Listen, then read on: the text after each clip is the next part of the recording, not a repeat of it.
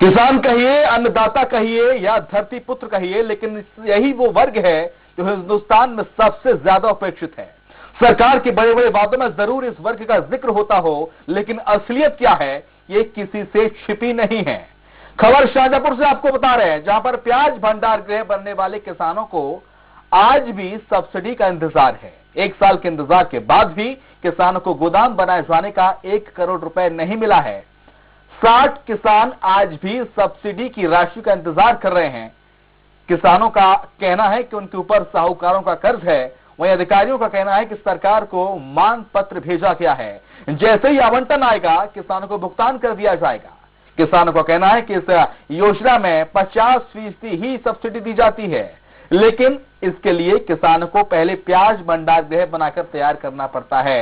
इसके बाद सरकार किसानों को 50% राशि का भुगतान करती है। किसानों ने प्याज भंडार गृह बनाकर तैयार कर दिया है। लगभग 1 साल बीत गया है, लेकिन अभी तक किसानों को इसका भुगतान नहीं हो पाया। 3.5 लाख रुपए का लोन था, जिसमें 50% सब्सिडी थी। तो हमने ये बनाया भी सही, उसमें हमारे को अभी तक सब्सिडी के पैसे नहीं मिले हैं और हम अधिकारियों के पास गए भी सही, तो उन्होंने बोले अभी मिल जाएगी। 1 लाख का हमारा ये टारगेट था, इसमें 50% सब्सिडी थी, जिसमें हमारी ये 2019-20 में दिसंबर और जनवरी से हमने काम चालू किया और सर ने बोला कि जनवरी फरवरी तक काम एंड करो, तुम्हारा पैसे निकल जाएगा और उनके फरवरी मार्च तक आपका काम हो जाएगा। हमारे पत्र द्वारा भी कर आवंटन आने पर शीघ्र ही भुगतान कर दिया जाएगा नियमानुसार। ऐसे के जिले में कितने लोग किसान हैं जिनके गोडाउन है? और 55 लोग आ जाके हैं 50 मीट्रिक टन वाले, और 3 सामान्य के ऐसे करके 58 किसान हैं।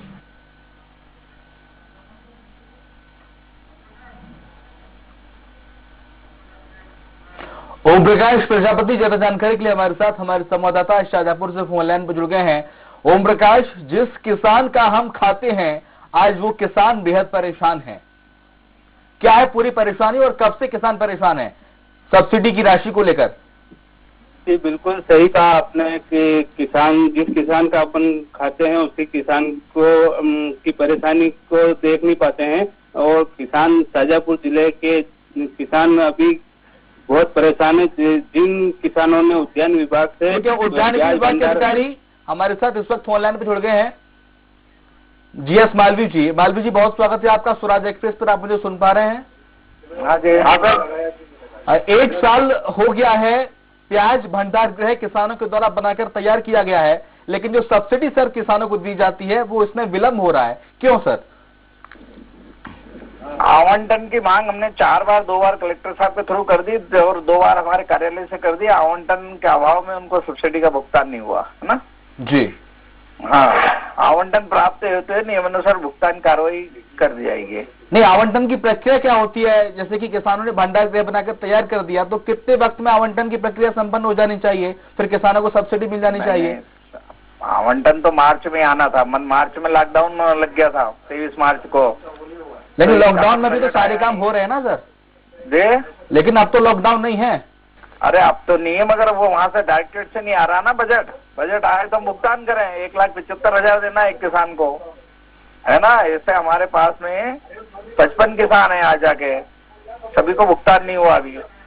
ठीक है, जीएस मालवीय जी बने रहिए। दिनेश कुमार इस वक्त हमारे साथ हितग्राही किसान हैं, फोन लाइन पर जुड़ गए हैं। दिनेश, क्या कुछ समस्या आ रही है? कब से आपको पैसा नहीं मिला सब्सिडी का? कितना पैसा आपका बकाया है? सर ये 1 साल हो गया और इसमें आधी सब्सिडी थी सर 50% जी।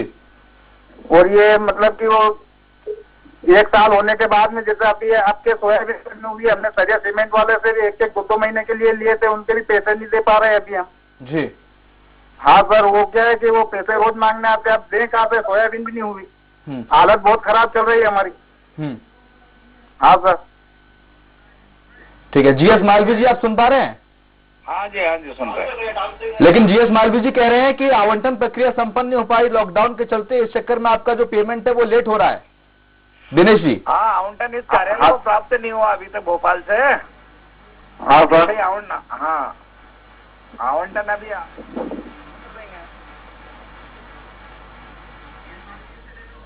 जीएस मालवीय जी कब तक आवंटन प्रक्रिया संपन्न हो जाएगी, क्या लगता है आपको?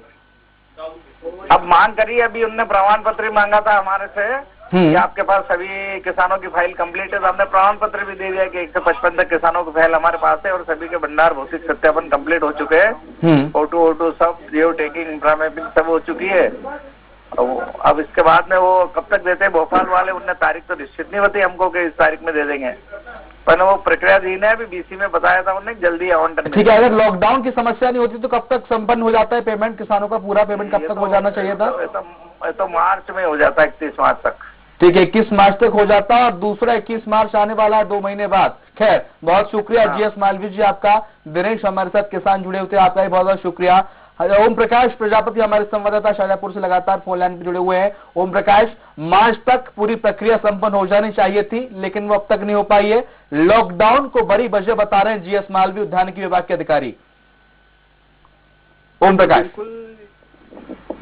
बहाना बनाया जा रहा है, यहाँ अधिकारियों की लापरवाही भी कहीं न कहीं इसमें बिल्कुल दिखाई देती है और कोरोना का बहाना सभी योजनाओं में बताया जा रहा है और बहुत सारी समस्या को लेकर किसानों को 2 से 4 होना पड़ रहा है।